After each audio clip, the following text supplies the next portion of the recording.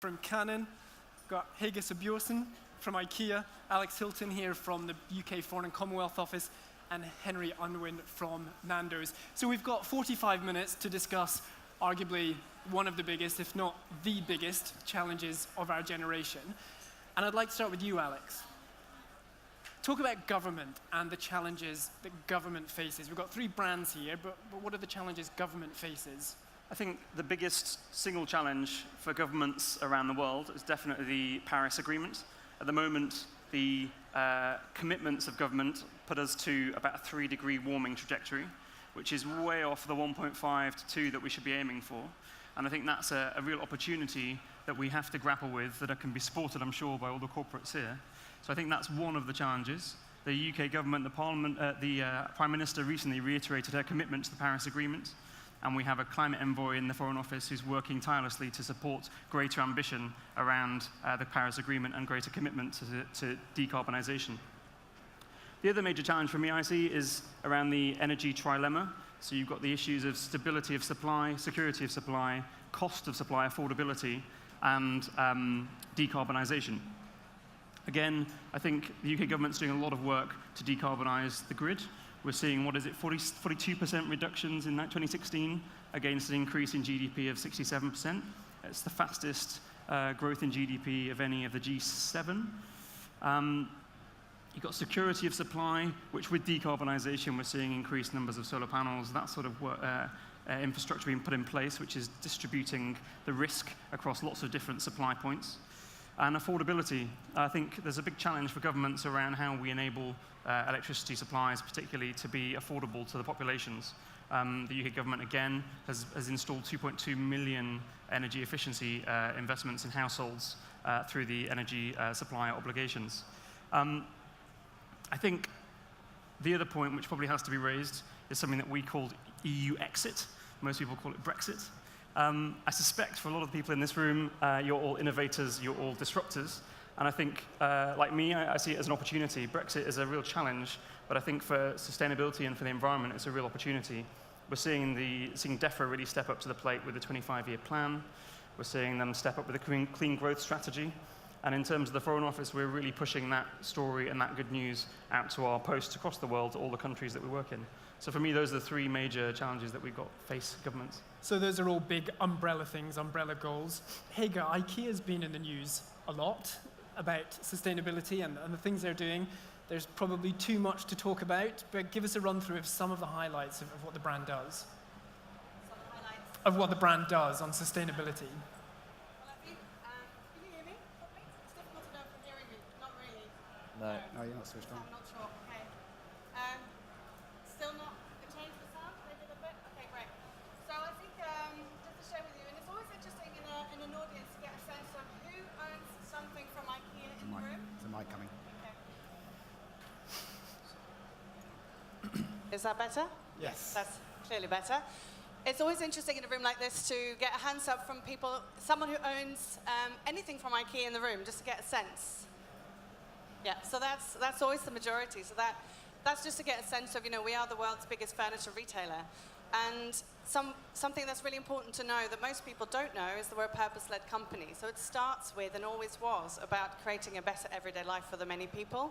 And that's not about a add-on sustainability strategy. It really all ladders back to that. So I think we've always had looking after, well-produced, affordable products for the many. That democratic principle has always been core of the business. Using resources wisely. We were a startup at one point. Ingvar Kamprad, 16 years old, started Ikea when he was 75 years ago. And I think what we've really shifted is to look at how we can have a net positive impact. So really moving away from an environmental sustainability strategy around doing less bad, mitigating risk, but actually, and specifically from 2012, how can we move towards having a net positive impact? And one critical area that we really focused on was how can we invest in renewable energy infrastructure to become renewable energy positive. So for example, we are on track to produce more renewable energy than we consume by 2020. And that we've done through investing more than €1.5 billion in wind farms, solar panels, etc. But of course, that's maybe what you would expect from a big global corporate around environmental impact and renewable energy, etc. But we've also really focused on a holistic nature of social, economic, and environmental impact. And the three dimensions to how we do that is through how we are influencing a movement of sustainable and healthy living with the many people, the public, our customers, through products and services, and how those products are, of course, then sustainably sourced, made, the whole supply chain, the materials that goes into that, how we become a circular business around resource management. I'll say a bit more about that. And again, the social dimension around being a good employer, fair wages, supply chain, bringing social entrepreneurs into our range and supply. So yeah, there's a lot I could talk about, but I think recently we've just launched our 2030 revised sustainability strategy, beginning of June. And one of the biggest focuses now is how actually sustainability is moving. And I'm pleased to see what this headline can actually be a subheading to what the previous panel was about, which is growth and innovation. Sustainability is growth and innovation. How can we become a circular business? How do we completely shift our way of designing products, working with customers around prolonging the life of products? And that will take a whole system working together through a new supply chain, but also how corporates, other sectors and customers work together on ensuring that there is no such thing as waste. So how can we design waste out of the system? Powered by 100% renewable energy while looking after people. So that's the kind of the pithy version of that. So yeah, lots of exciting things going on at Ikea. So consumers, particularly younger consumers, are more likely to buy from a brand they see as sustainable and they trust in that regard. And it's kind of easy to do it when you say, fewer plastic bags and recyclable materials. Henry, what about the food industry? How can you make the food industry, and what does Nando's do to... Yeah, and there's also a playoff between things like plastic and food. So plastic is an amazing material for preventing food waste. So if you get rid of plastic completely, you increase food waste because of the preservation factors. But it's amazing to see the rise in public perceptions and knowledge about sustainability. So you've got Blue Planet that's completely driven it. You've got the Oxford English Dictionary's day of the word of the year for children is plastic. So the topic has come through the roof. But for us, it's the things that you don't often see that are actually causing the impact. So for the food industry, and actually Ikea is the biggest restaurant group on this panel. They've got more restaurants than Nando's, so we could share the answer. But meat is the thing that has got the biggest impact in the world in terms of food. So beef alone accounts for 80% of the deforestation in the Amazon. 60% of biodiversity loss comes from meat production. So, I mean, for us, that's a big focus. Obviously, chicken is the most sustainable form of meat in terms of carbon. You've then got, we've signed up to the Roundtable on Responsible Soy for all of our soy will be certified. We also signed the Cerrado Manifesto, so that's a manifesto to support the eradication of deforestation in the Cerrado. So that's the area of rainforest that sits next to the Amazon. So the Amazon's had amazing protection put on, but it's pushed pressure into surrounding areas. The other thing is energy, and the energy and climate change. So climate change in relation to food is really important. So if you think about the staples on a Nando's menu, you've got chicken, chips, corn. We're looking at reductions in yield of about 50% for corn as we get hotter, drier summers. You think about the weather we've had recently, there's a massive change in the way in which we're seeing the climate. So in 20 years, there's going to be big reductions in crop yields. And energy is important. It's a real challenge for a business like us. We've got 16,000 staff, so how do we create behaviour change across such a broad number of people and in an industry with lots of new people coming in and out? And like Ikea, yesterday we signed a contract for 100% renewable energy. Although we're not producing it ourselves, we're procuring it from a business that only does 100% renewable energy, rather than a sort of a big six that does it on the side. So I suppose that there's something amazing that plastics and waste has brought sustainability up in the agenda, but it's actually missing some of the most important issues that sit behind the scenes.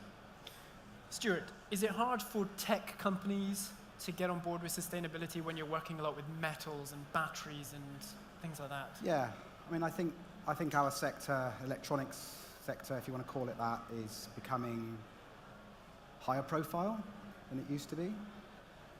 Maybe not as high profile as FMCG and food and drink, but it's getting there. And I think that's reflective of the fact that it's a high impact sector. Lots of stuff, long, complex supply chains, big social environmental impacts, both positive and negative. On the social side, inevitably, we've got, as I say, long supply chains, lots of warehouses and factories, lots of people being employed. So what are we doing about working standards? How are we ensuring heightened levels of transparency and being clear about what we're doing to change that? But also, more positively, how are we socially investing in ways that deploys our product to do good things? So for us, it's about encouraging young people to use visual storytelling to express their views on the need for change. So it's positive and negative. Environmental side, say high stuff impact businesses. So it's about climate action and natural resource management. Climate action, reducing GHG emissions, both in terms of product and also operations. On the natural resource side, it's about sourcing better and less damagingly. That's the first thing. I think it's also about designing waste out of our operating model, so becoming more circular as a business, using stuff more and more. But I think the really tough one, the elephant in the room, if you like, is literally consuming less stuff to make our products, right? That's the toughie.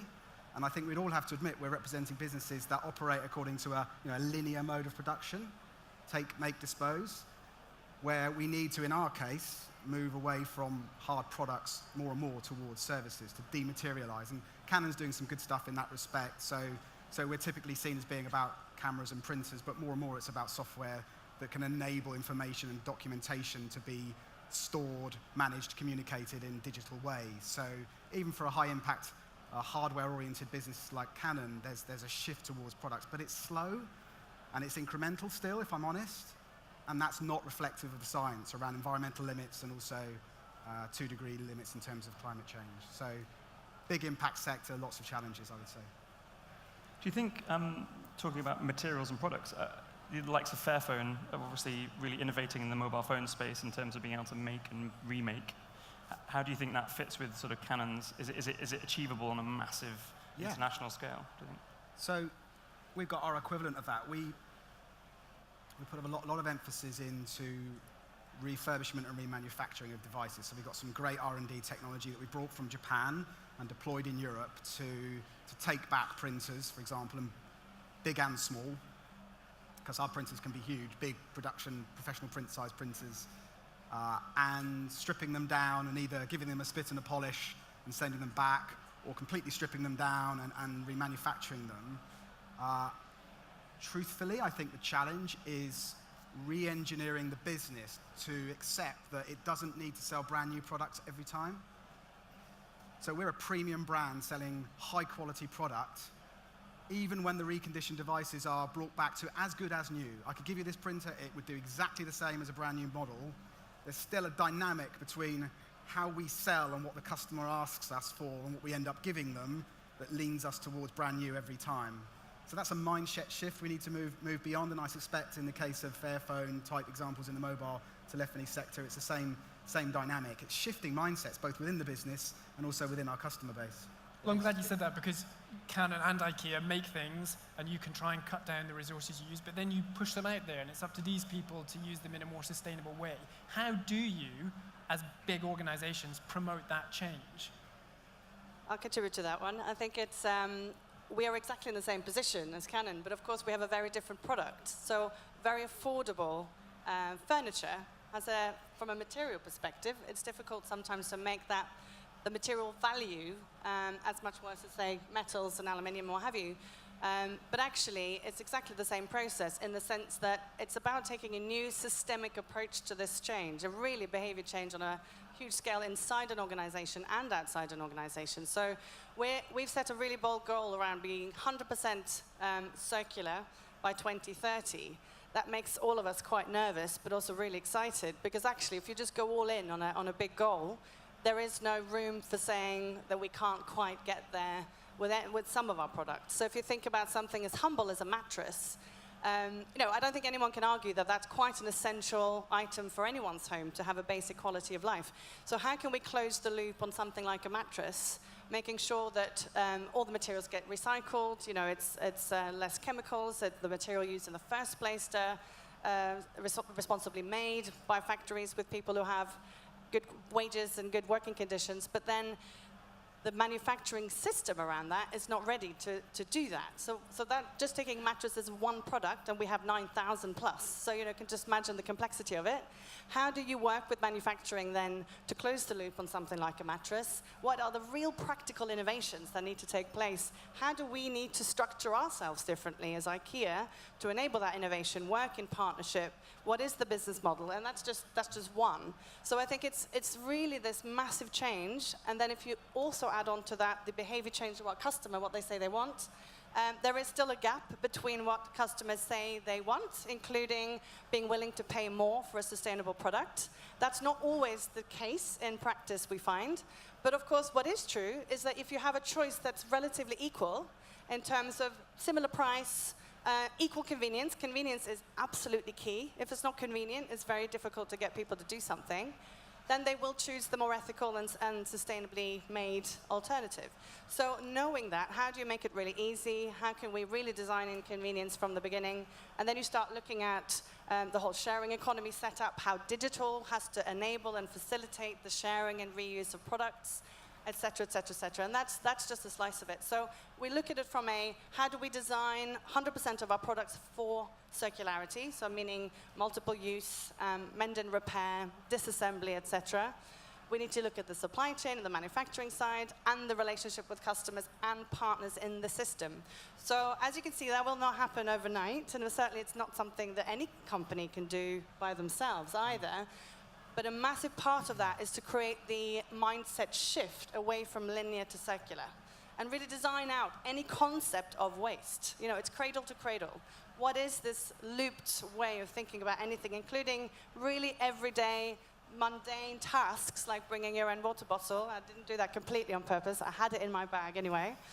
But there is this kind of the big actions, big systemic strategies that we can do as big companies, right down to the day-to-day actions of individuals and everything in between. I think it is about mindsets, absolutely. It's also about fundamentals of your go-to-market model. So in our case, on the B2B side, we're B2C, but we're B2B as well.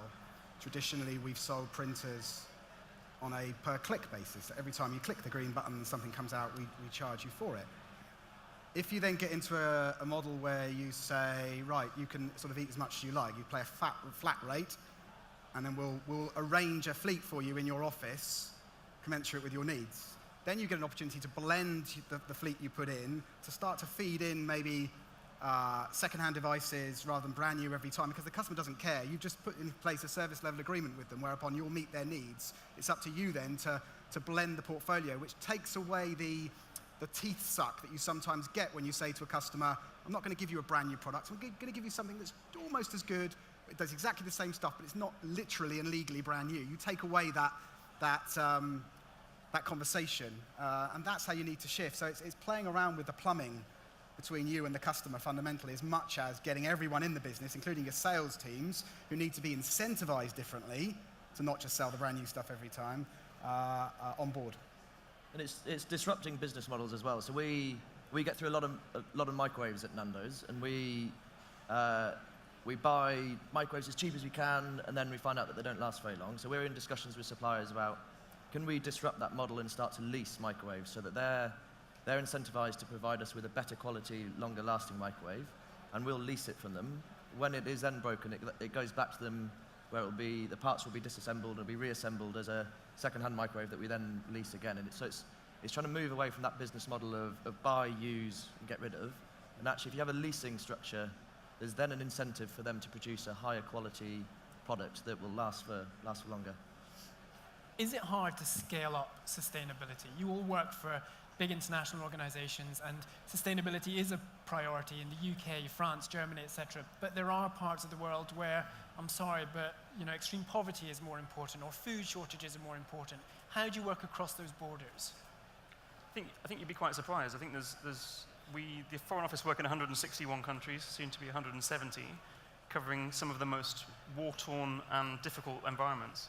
And I think you take somewhere, for example, like Asmara in Eritrea. It's only recently opened up a border with Ethiopia after 20 years of closed land borders.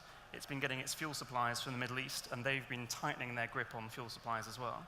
And actually, as a result, it's innovated and has one of the strongest renewables markets in that part of East Africa. Whereas the immediate thought is, well, we can't do business in that part of the world. It's run by a despot that is challenging. It's a difficult environment. But actually, the sort of need for solutions has driven the innovation, which is probably unexpected in that respect. Yeah, I think for us, obviously because of our scale, there are certain things that are quite easy to go all in. If you've set really ambitious goals like going all in on renewable, you go all in on renewable, whatever that looks for each market. And of course, that makes it, to have really clear, bold ambitions, somehow makes that easier, because then you will find the situational opportunity to do that. But of course, it means that there's a lot of piloting and innovation happening in different pockets of the organization to find that mechanism that locally works, and then to, of course, understand what can be scaled up.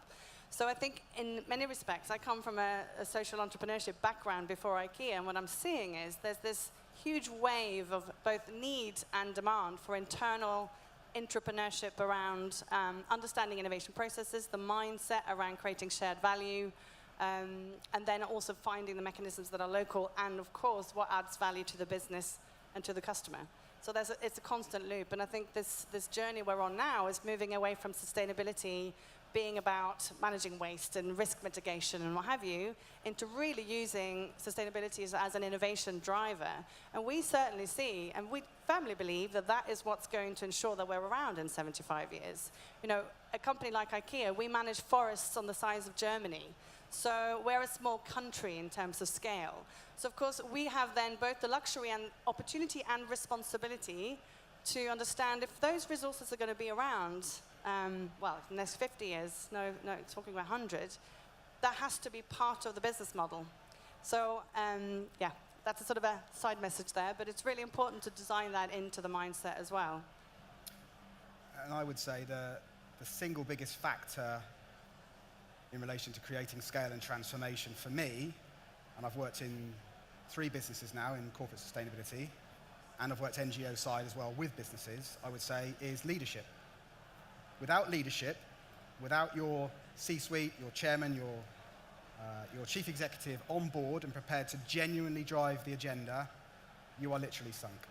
You can play around the edges, you can do some good stuff despite, but until you get the guys running the business behind the agenda and prepared to really drive the transformation, because it's really tough and it's really awkward and it creates some really uncomfortable realities for you. I mentioned earlier, literally reducing the amount of stuff you consume.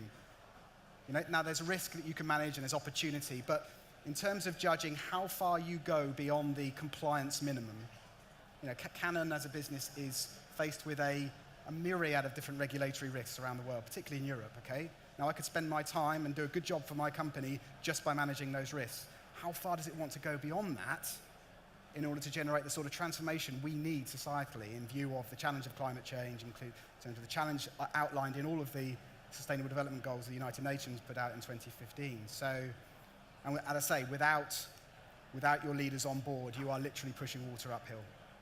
When the Paris climate deal was agreed, I think all but 2 countries signed the agreement, but obviously, as I think most people in the room know now, one of the most important countries in the world has said they'll be pulling out. Has the responsibility shifted from government to brands to push sustainability? Alex, what do you think?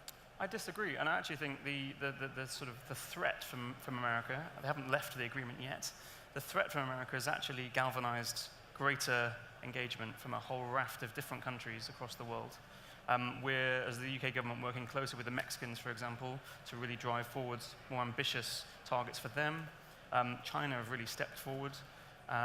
So I think in some ways that's a blessing in disguise. What was your question again? Your question was whether the responsibility is now on brands to fill the gaps. Having said that, I think a lot of talk of the sort of ambitious targets. The Foreign Office have set some smaller targets in to start with to get the buy-in that we need at the higher level. But once we've proven ourselves, we're now looking at the big, hairy, ambitious goals that we need. So there's a place for those small steps, but it needs to be a springboard to something much bigger and more fundamental, right? But that's inspired by corporates. We look at the big players. Ikea, I think, is probably one that everyone's aware of. And we can say, these guys have done it. We can do it too. We have a similar global footprint. And we shouldn't necessarily be thinking of it as a purely political challenge from an operational Foreign Office perspective.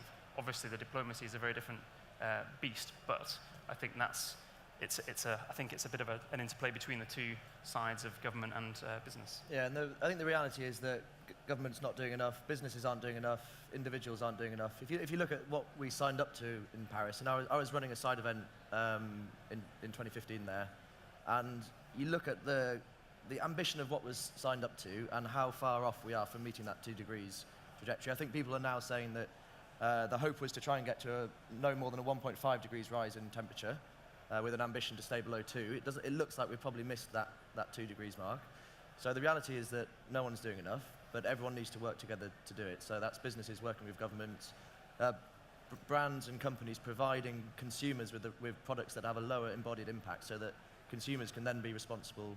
It's part of our responsibility to create those products, to then communicate with consumers about how to buy them, how to use them, how to reuse them, how to put them back into businesses in a circular way. So I think everyone's falling short. There's amazing examples. I mean, Ikea have been doing it for a long time, and they are doing some wonderful stuff. So there are some businesses doing some great work, but I think the reality is that both business and government are not doing enough to get us to where we need to be in terms of avoiding climate change at a fundamentally catastrophic level.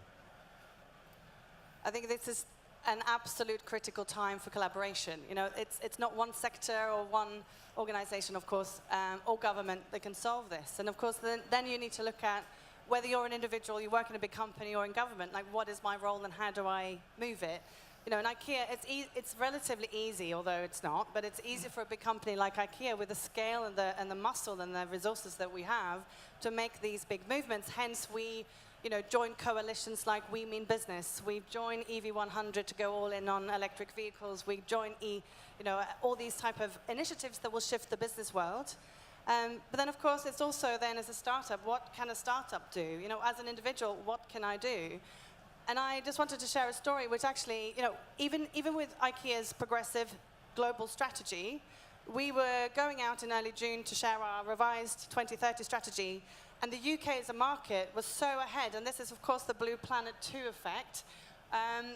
This topic of single-use plastics was a really emotional topic, and I think it really hit people home because it's tangible, it's real, it's emotional. And because of both customers in the UK and co-workers being actively passionate and vocal about this topic, and we channeled that urgency to our global organization, it was actually a grassroots up movement to even shift IKEA to move quicker. So we then set a target to ban single-use plastics by 2020. I don't think, in full disclosure, that would have exactly been articulated that way without that movement. We have a really robust plastic strategy, wanting to be and aiming towards 100% recycled and recyclable materials, but nevertheless, the whole sort of single-use plastics issue had probably not quite surfaced. So again, I think that's just to share that it really does take everyone at this point to create this movement. And no one voice is actually too small if it's vocal enough. And companies listen as well. So we were able to and willing to listen, and it changed something fundamental. And there's something about what a company does with their products, so making sure that you're not using single-use plastics, but then what you do as a brand in terms of how you use the power of your brand to talk about it. So as Nando's, we can do a certain amount within our own business, but if we think about how do we use our brand as a force for good. So a recent example, in April, the Commonwealth heads of government came over to London, to the UK. An organisation called Malaria No More held a side event with Bill Gates, Prince of Wales, 15 heads of state, and there are 300 people there, and we played a very small part in sort of getting involved in that programme. We fed everyone chicken, chips, Mozambican beer. Our founder stood on stage and talked about the importance of malaria eradication, but in a very different way to other people in that room. So it's not about a depressing story about child mortality due to malaria in Southern Africa. It's about the positive fact that malaria can be eradicated in our lifetime, and bringing something about the power of a brand to a forum like that is an interesting way of using it, rather than just, so Ikea aren't just using it in their products, saying we're going to go single-use plastic, but they're using the power of their brand to communicate that, which will have a much bigger impact just beyond what you can do as your own business. How do you use your voice of the brand as a force for good? Sustainability is a PR winning point. It does or can help boost sales. If a rival brand came to you, if Sony came to you, Stuart, and said, hey, you're doing some great things, can we take all your ideas and do exactly the same thing? Would you share with them? Yeah, where it made sense to do so. Yeah, I mean, obviously there's a competitive context. I'd probably lose the goodwill of my internal stakeholders if I were to encourage them to hand that over lock and stock. But as I think has already been said today, the challenges are so great, they're so insurmountable that no one player, no one regulator can really get to grips with it on their own. So we're always looking for opportunities, including in the many trade associations that we're part of, including Digital Europe, which is the big one in Brussels. We're always looking for ways to pre-competitively collaborate with our counterparts to create really good governance in the sector, level playing fields, stability, certainty in which we can then invest and work together so that we can get beyond this competitive atmosphere to drive towards solutions that are in all of our interests. And they really are in all of our interests in terms of tackling some of the big social and environmental risks that we're facing as businesses that are jeopardizing our long-term viability as companies. So we've got to get together and solve it, or we're all going to go bust, I would say.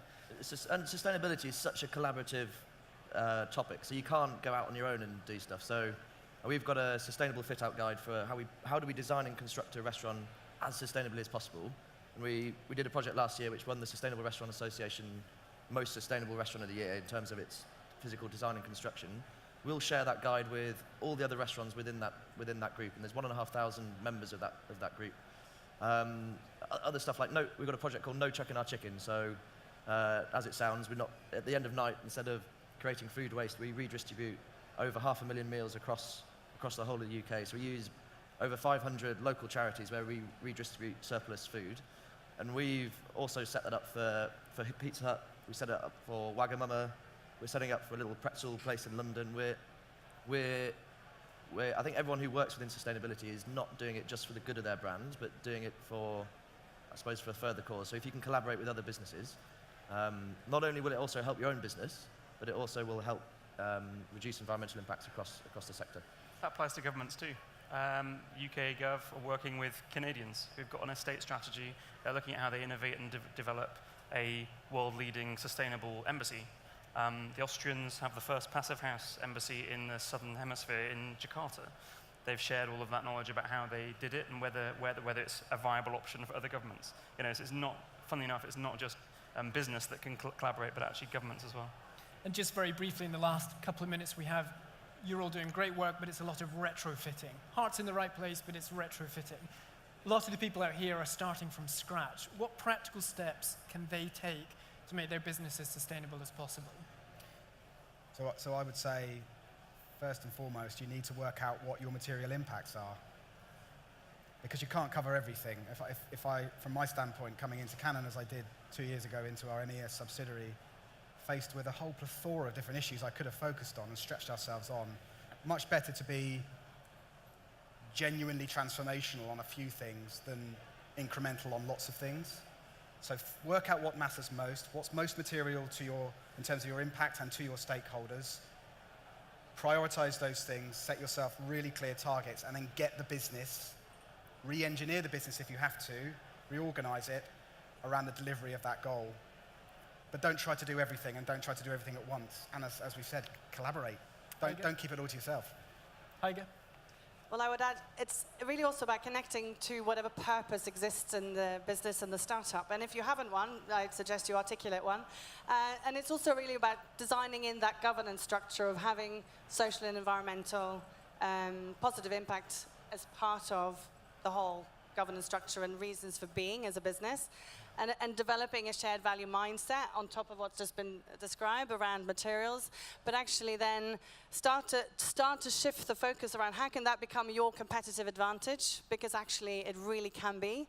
It can be the reason why a customer chooses your business over another, because you have that as part of who you are. And we also see that, we can share business models and ways of dealing with business and doing business, but of course it's the connection and relationship that you have with your customer that's unique. So that can be designed in as well as the complete USB. Henry? Yeah, so I would just say embedding it from the beginning and making it aligned to your purpose and your values. And people forget, so Nando's was a startup. It was founded by two guys in Southern Africa in 1987. So we've many of the businesses here have been in the same position as any startup, as any person looking for to create their own business. So our business was founded on a set of values that we still hold true now, as we're a global business across different markets. So I would say integrating it into your core values and embedding it at the beginning. It's much harder to retrofit things later on. So yeah, that's what I would say. Alex? I think it's about understanding what your skill is. What is your value add to this whole debate? It might be that your product or your skill sets are available to be used in another way that will deliver a greater benefit somewhere else. It might not be immediately obvious. I think values is an interesting discussion, and it is definitely all about values. But the Foreign Office, for example, is the world's best diplomatic organization, I would say. We're not going to be able to change the way that people make products. However, we can open a discussion and get the right people in the room to make the change for themselves. We are the people who can drive the conversations. We can open doorways for people. We won't necessarily deliver the change, but we can enable the change. And I think that's potentially something that people get distracted by, and they think, oh, they must produce the most sustainable solution ever. It's actually what's the opportunity that you have in your business to drive change. Thank you, and we're all out of time. These people really know what they're talking about, and I think it's clear they're very keen to collaborate, values at the heart of what they do. So please do grab them before they disappear and go back to their day jobs. I'm sure they'll be happy to talk. Thank you very much to my panelists, Stuart Poore, Hege Sæbjørnsen, Henry Unwin, and Alex Hilton.